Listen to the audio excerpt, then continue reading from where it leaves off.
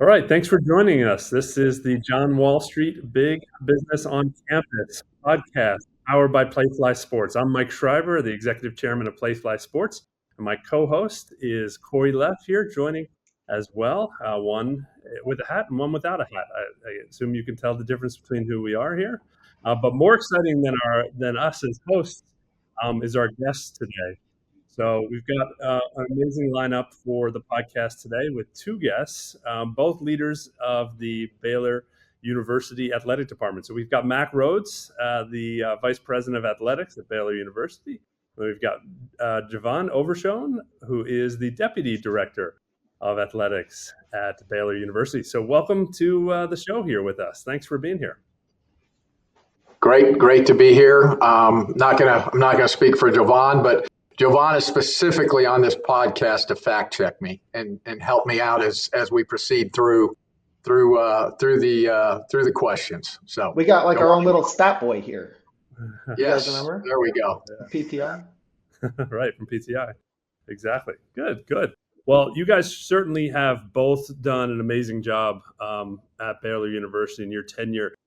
Really interesting and exciting numbers. I think the stats I have is maybe over 24 Big 12 championships, 8 national titles in the sports you guys you both covered, and you can probably correct me or even add to that list. But just amazing track record, a number of awards as well that have been won by you both and the department. So just excited to talk to you. Happen to be also an esteemed Playfly partner on the Playfly Sports side, which is exciting.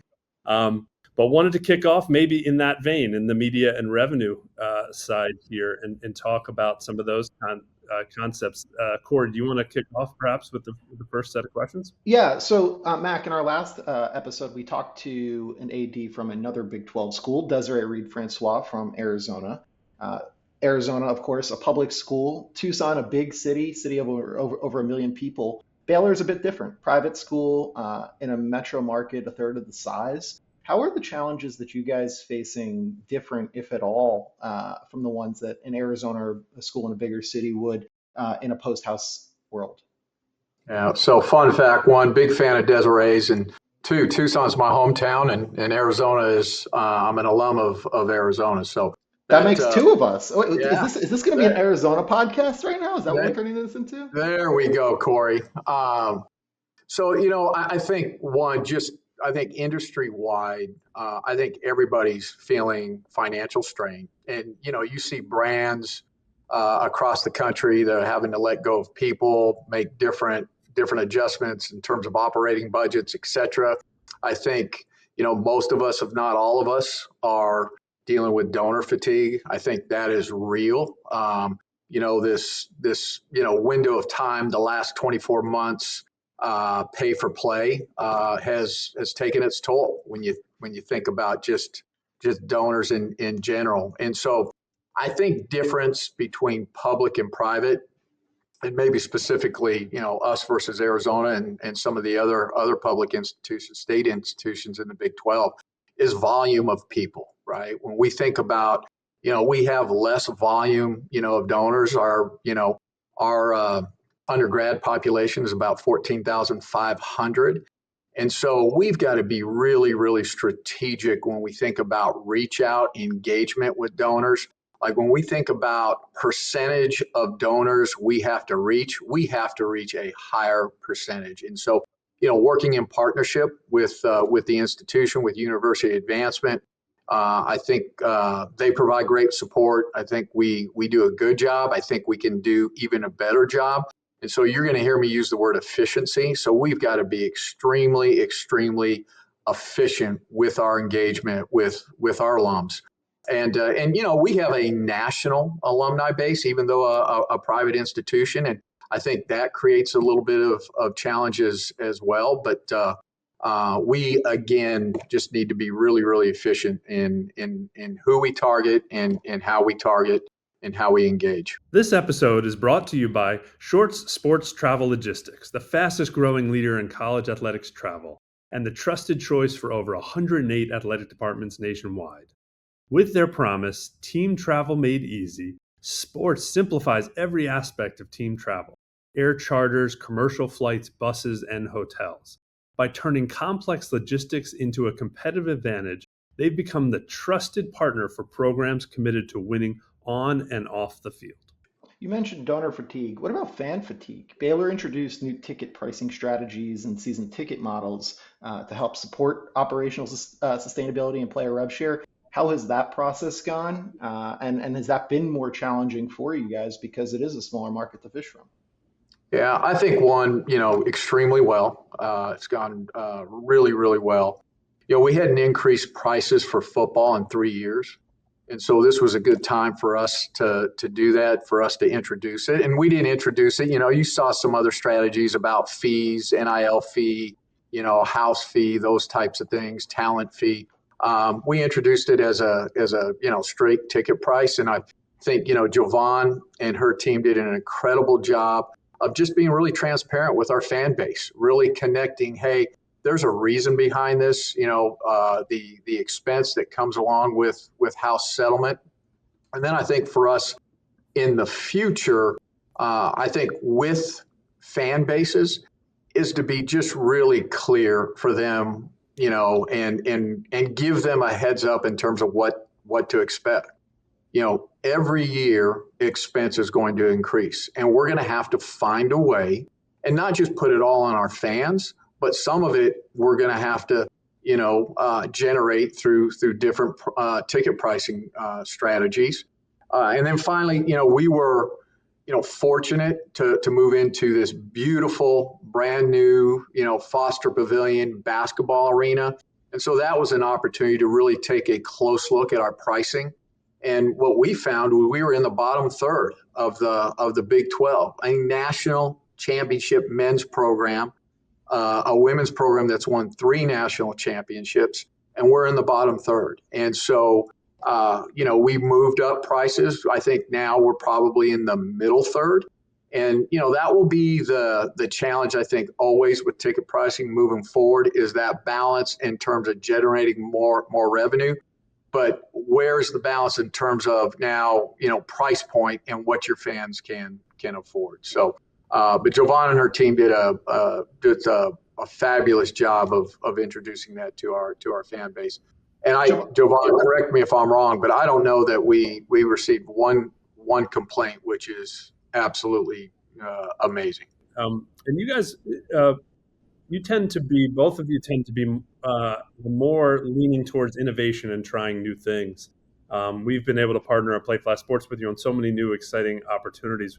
What do you see on the revenue side as areas that you're focused on that are really new, interesting, driving new diversity into your revenue streams that are really a sign of the times of future that you guys are leading in the industry? Well, great question. I think, the times really challenge you to look at revenue in a lot of different multiple ways. Conference revenue distribution is what it is. And so how do we do different things, other things? And so, thinking about premium seating, premium seat spaces, how can we be creative?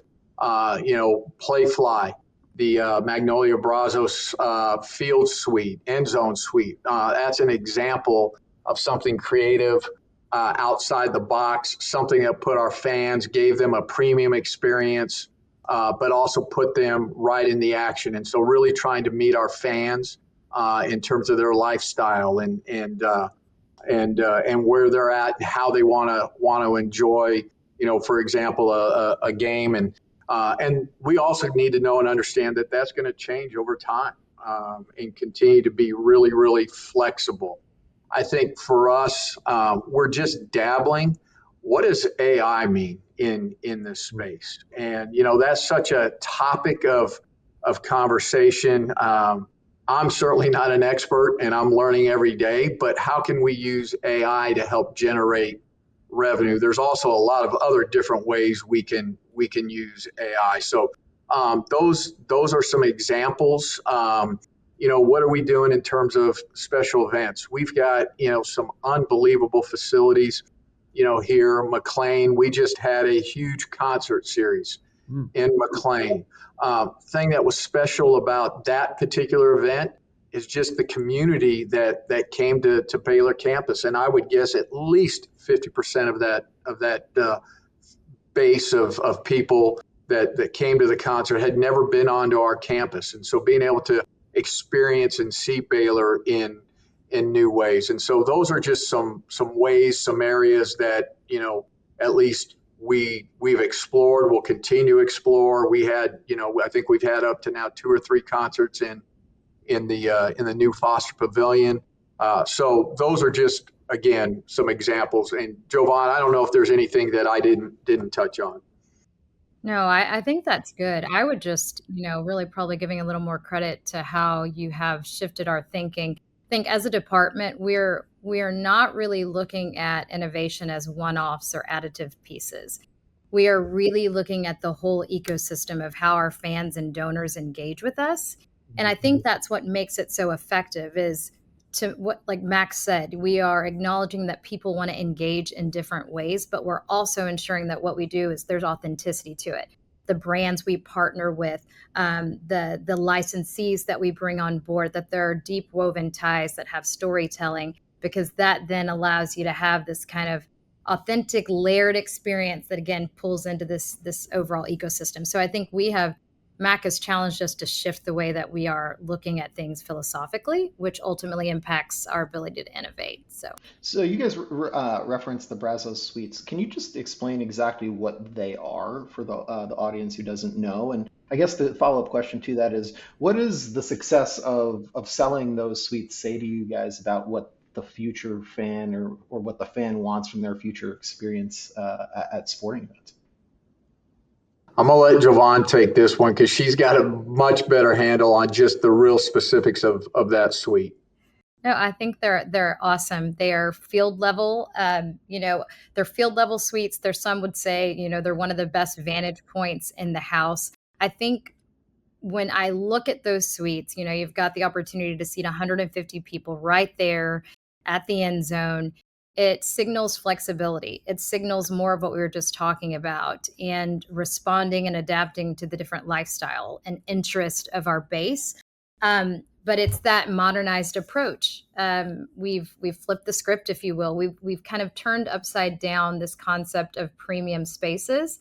And we're grateful to have a partner that's in Magnolia and Playfly that allows us to create new inventory opportunities that authentically fit who we are. But it's just a signal of the times. Things are shifting. The way people want to engage is changing.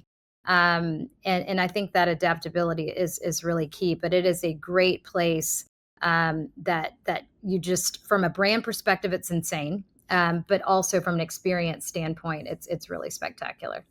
Just one last question on monetization, and then Mike, we can flip over to talk about NIL and some of the other things going on in college sports. But how does Baylor's Christian identity impact your ability to sell partnerships and make media decisions, et cetera? And I guess the follow-up to that is, has it evolved as the need to generate revenues has increased?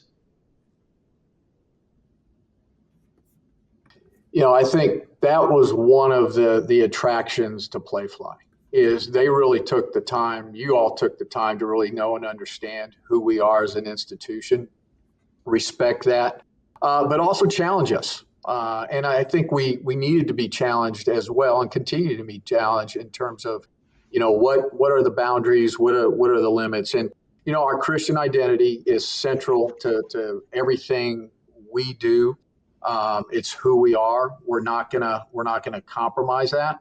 And so, Playfly working alongside has done a great job of, really exploring different partnerships, people that really respect that, understand it, that, certainly support, building champions for life, our 4 pillars, et cetera. At the same time, we all know there's never been greater pressure to generate additional and new revenues. And so, I think right now in trying to thread that needle can be stressful. It can be strained. But I think, one, just, hey, does this align or does it not align? Period. Right. And I think versus, right, well, we've never done that before. And so trying to figure out, hey, there's some areas that maybe we've never gone before because that's just always been the standard, and looking to push those without crossing line. And I think we've done a really, really, good job of that. And we need to continue to do that and find that, that area where we can push, but still not compromise who we are. So I appreciate Playfly and the way they've challenged us in that space. Well, appreciate that. Thank you for the partnership there. Exciting to keep innovating together. To shift off the revenue category, love to talk about the sort of topic du jour right now in college sports, which is the house settlement and athlete NIL and rev shares. How do you guys think about this when you think about that $20.5 million and the rev share model and divvying that up across your athletic program? What are some of the thoughts you guys have developed there to try to figure out how to make that happen, and what is fair for these amazing athletes? Yeah, probably, the most difficult challenge that I've had in my career is, how do you take $20.5 million less some scholarship money, et cetera, and divide it and still make everybody feel good and feel valued. And that's really, really difficult. We've been blessed that we've have 19 sport programs, and they've all been extremely successful, competitive on a national level. And now all of a sudden you have to choose and pick. And so certainly, staying competitive is a huge driver when you begin to think about how we're going to model this, how we're going to distribute the monies. And our team, and I've said this publicly before, our team, Jovan and the rest of the cabinet, were tremendous in terms of all the different modeling we did, et cetera. But bottom line, we really, as a foundation, really looked at the house settlement, the back damages, and how the back damages are distributed: 75, 15, 5, and 5. So 75% to football, 15 to men's basketball, 5 to women's basketball, and then 5 to everybody else. And so we followed that model. There's some nuances, and so those numbers aren't exact, but really thinking about who are our brand building sport programs and certainly revenue generating sport programs. So, which programs have a national reach versus which programs have more of a local regional reach. And so really, taking those monies and going, hey, for our brand building, national brand building sports, we're gonna give them some of those monies, or not some of them, but most of those monies. And those, as you can imagine, were really difficult conversations because we have great coaches. They're all competitors. And what we keep saying is, hey, let's see, I don't think it's 12 months from now. It's probably 18, 24, maybe 36 months. Where does the dust settle? When we think about who's getting what or what sport programs are getting what, let's see where dust settles. And then, hey, if we have to tweak, if we have to make an adjustment, we'll do it now. But hey, bottom line, we have to have those brand building sports. They have to be successful and they have to be competitive for us. And again, we love all of our coaches and we love all of our student athletes. So really, really hard stuff. Mack, you guys hired a NIL general manager earlier this year to mirror professional sports team structure. How has refining your front office leadership improved revenue forecasting, NIL valuation, and media inventory deployment? Yeah, I think simply just the intentionality of being hyper-focused on those areas. And, you think about the college athletic landscape, and you think about, higher education and the way athletic departments have been structured, organized for years. And as things have changed, like athletic departments and just higher education in general have been really slow to react and move and change the way they operate and the way they structure and organize. And so, for us, and we're not the only ones, and we know that, but hey, this change is to a point, place, and time that we've got to rethink our operation. We've got to professionalize it. We've got to reorganize it. We've got to have intentionality. We have to have a central unit where we think about, hey, from the moment your student athlete, they become a prospect, all the way through the recruiting process, and until they show up and land on our campus, and then, hey, that's a next stage and a next phase. And so, how we evaluate talent, how we stretch dollar, how football, men's basketball, women's basketball, communicate with one another. I think one of the things as a leader, when you look at your organization, there are inherent silos, and silos that have existed for years. You don't even really realize them. And so, how do you go about, not where everybody's doing everything. There's still defined roles, but you take down those silos, and we've got an efficient operation where there's great synergy and collaboration amongst different programs, et cetera. And so, I think, also, be true to yourself. You don't know what you don't know. And in this space, right, just trying to learn every day on how we build what we call an industry best front office. You mentioned earlier in the conversation, Mac, the concert series at McLean Stadium. How have you been thinking about maximizing that facility as a year-round economic driver for the school or for the athletic department?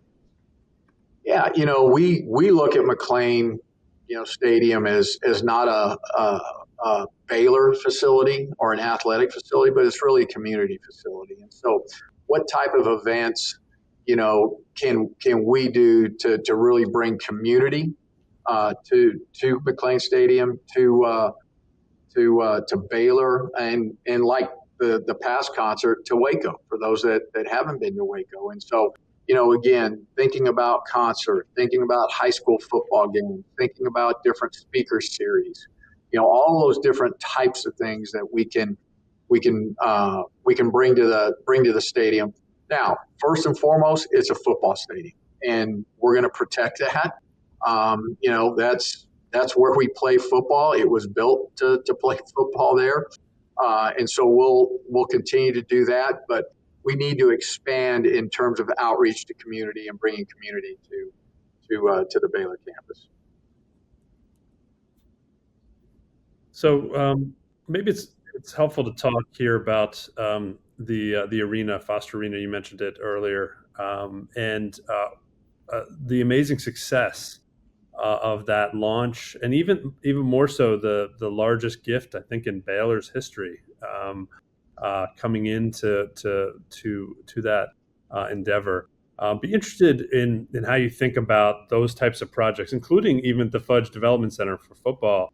How do you think about how those projects came to be, how that reshapes Baylor's profile, and how you look at building out more of those projects in the future? Yeah, so I would just say, one, grateful to have donors like Paul and Alejandra Foster and Jeremy and Christy Fudge, because those projects aren't reality without the both of them. I would also say too, timing's everything, and so when you think about this turbulent space that we've been in, we've had this conversation. If we would have started those projects and begin to ideate, 6 months later, I'm not sure they become reality, because now all of a sudden, hey, there's this force of NIL and trying to put all resources toward that. And so, we were blessed that we started that when we did. And then I think you've got to look at facilities. They're not just a building. They tell a story, and they impact lives. And so, keeping that in mind as you begin to create, you begin to design, do all of those things, really, really important. I mean, we talked about that a lot with architects. Like, when somebody walks through the Foster Pavilion, a fan, a student athlete. We have to have a story for each one of those, and what do they leave that facility with as they walk away in both Foster Pavilion and the Fudge Development Center. So I do think as things begin to level out, 10 years ago, it was an arms race, best facilities. Then we moved to pay for play. I think you're going to see us move back to where facilities are important, and there'll be emphasis on them. And so I'm grateful because I think we've positioned Baylor really, really well when you think about football, men's and women's basketball, and infrastructure for those programs. At the same time, navigating, hey, how do we handle house and additional NIL opportunity.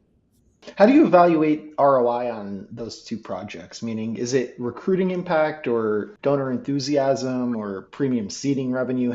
What is it that indicates success or lack thereof on those projects? Jovan, I would love to hear your answer on this, but I would just say it has to be all of the above. Like if you miss one of those, then you've missed, right? There's the fan piece and fans exciting, making an exciting arena, exciting event to come to, right? The energy level, all of those things. Like you want your fans to feel like, hey, I'm not going to miss out on being there. And I think we did that. I think you have to know who you are, right sizing the building, understanding that supply and demand, fear of missing out, all of those things. But man, you've got to hit it with your fan base. And there's different levels in terms of fan base and premium seating and general seating and all of those things. It has to be a plus for recruiting. It has to be a huge impact in terms of being able to recruit and attractive, and hey, we're serious about winning. We're serious about competing at the highest level. We have all of the things necessary in order for you to come here and develop as a athlete, but also develop as a person. And that goes back to, hey, what's in our building? Yeah, we need to help them develop as an athlete, but also as a person. And so you've got to meet the mark on all of those things. Otherwise, you've missed it. So, Jovan, anything that I left out or any additional thoughts? No, I think all that's great. I think the one thing that I would say, Mack has told the story before, but so our head football coach, so Dave Aranda, when he walks in, the first time he showed the team the Fudge Development Center, he said it feels like winning. Like you walk in and you feel the pressure of needing to be a winning program. I think that is symbolic of everything that Max said and more. I think that is what we want people to feel when they walk into our venues or when you see them broadcast on television. You want us to feel the elevated level of competition, of standards, of excellence, of the Baylor difference that Mack references. We want that felt just by seeing or experiencing our facilities. And I think that elevates your brand profile. All of those feelings, I mean, yes, it's not all quantifiable, but there is something about an experience that encapsulates you in greatness that elevates your brand, elevates everything that Max spoke to. And I think that's the only other piece that I would add as kind of how you measure that ROI of your success. This episode is brought to you by Shorts Sports Travel Logistics, the fastest growing leader in college athletics travel, and the trusted choice for over 108 athletic departments nationwide. With their promise, team travel made easy, Sports simplifies every aspect of team travel: air charters, commercial flights, buses, and hotels. By turning complex logistics into a competitive advantage, they've become the trusted partner for programs committed to winning on and off the field. You hit on, or Mac hit on, the enthusiasm amongst the fans in a new building and the excitement that they have around the game. College athletics is competing in a crowded entertainment landscape, right? How do you guys, or how have you been rethinking the game day experience to attract younger and more diverse fans? Yeah, This is Jovan's area of expertise. I just say, Jovan, please make it a great fan experience. And so she does that. Jovan? Well, look, Mack has allowed us to bring some great people on board. I think this past weekend was an illustration of that. We had many layers of the experience. I mean, from obviously you have a great, an SEC matchup. You already have the environment itself on the riverfront, but then you have a drone show and you have a very intense kind of buildup from the creative content that's part of it. You have opportunities for fans to engage with the content. Like there's just, I think you have to have a lot of different pieces to put together the puzzle. It's no longer you can experience just coming to a game and that being enough. So people want to have something memorable. And so we also often think about fan moments. We want to honor current and past traditions, but how can we enhance them and create additive moments to it? And so I just think it's the use of AI. It's the use of interactive pieces.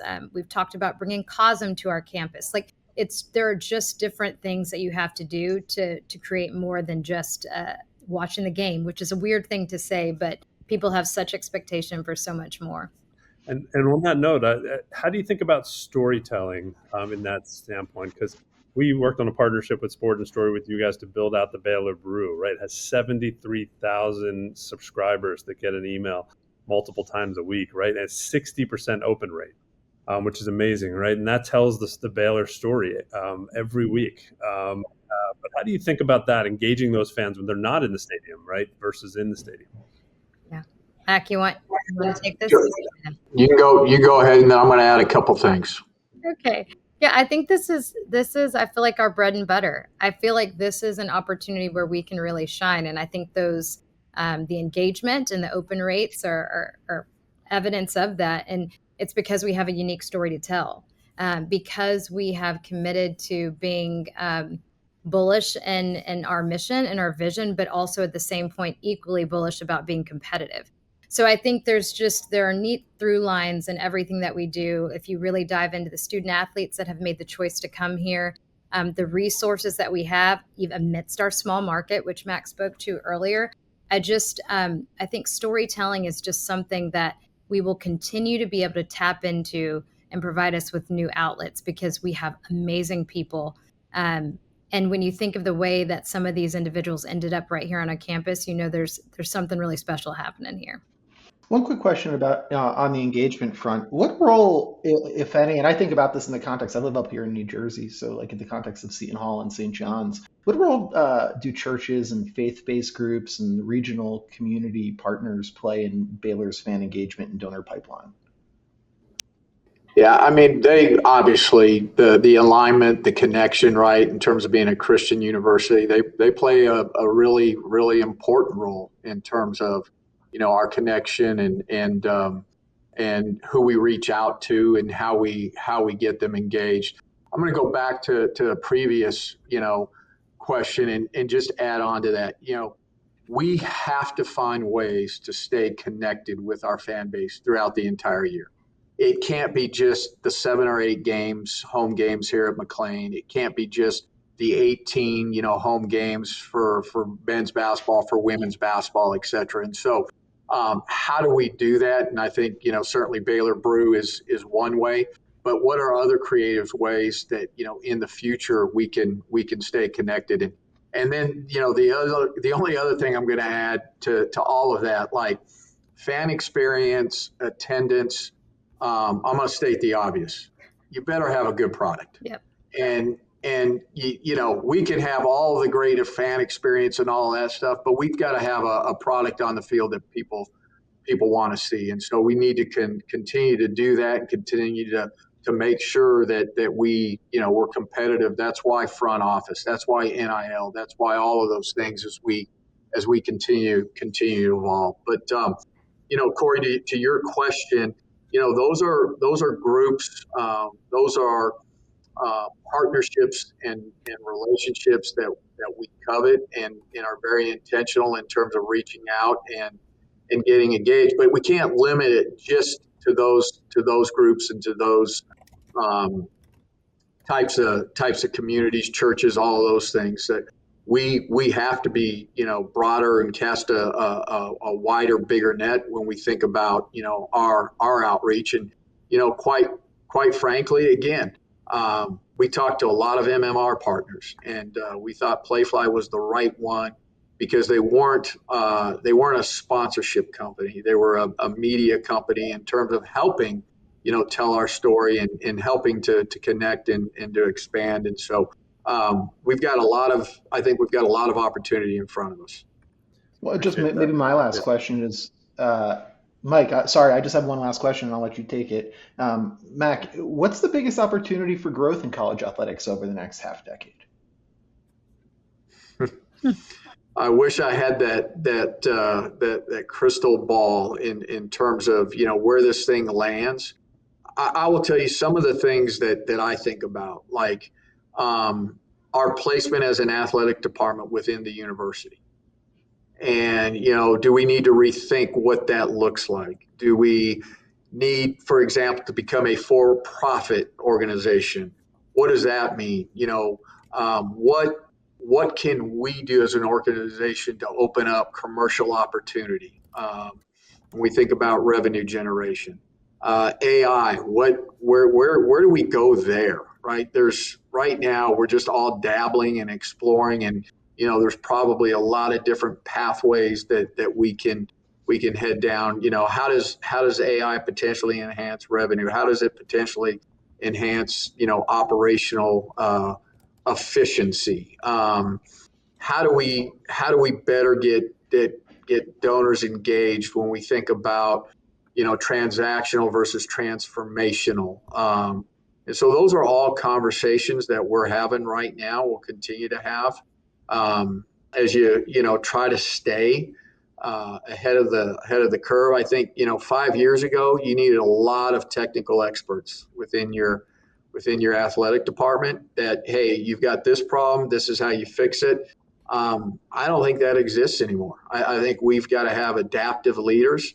I think there's still some technical experts, but we've got to have leaders that can adapt, that can change, that can evolve, that collaborate in terms of problem solving, knowing that, hey, the answer to today's problem may be way different 6 months from now, a year from now. And so just really rethinking how we lead our organization and how we continue to adapt and change. Where are you finding those people, I guess, is a logical follow-up. Are those people I'm not. Yeah, I'm not. Jovan is. Jovan, where No. are you finding those people in college sports, or are you looking beyond other athletic departments? Yeah, I think it's a great question, Corey. And I think we're in that exploration phase is where to find them. I think, be interesting when you look first within, you'd be surprised in terms of just some of the people and some of the hidden talents that you have. I'll give you the example of a David Kay, who was in communications. That's all he did. And now he's our NIL, general manager, flourishing. And who knew, right? And so there's a lot of opportunity, I think, within. But then I think, outside the organization, it may be, other athletic departments. It may be non-traditional. And so, again, I don't think you limit yourself. I think you look. I think the minute you limit yourself or say, hey, like I see it happening right now in our industry, we're now going to look at athletic directors that have been outside the industry. I think that's a huge mistake to just limit yourself there, because there are some really talented athletic directors in our industry that have a mind and a thought process for thinking outside of the box, for being adaptive leaders. And so I think you've got to look all over. That's great. So I tend to be the bearer of bad news. We're going to have to wrap here in this amazing discussion. But this is really been a great set of topics. You both have shown a significant amount of innovation in the industry. And as the name of the podcast, Big Business on Campus, you guys embody that at both of you at Baylor University. So just Corey and I want to thank you again, Mack and Jovan, for joining us here and talking about your successes and your thoughts around Baylor University Athletics, and the college sports industry in general. So we appreciate it. And thank you to our audience. I think they're going to get a lot of interesting insights out of today's podcast here. So thank you for joining the John Wall Street Big Business on Campus podcast, powered by Playfly Sports. Amazing discussion today. Appreciate it. And thank you for your time. Thank you for the opportunity. Thank you.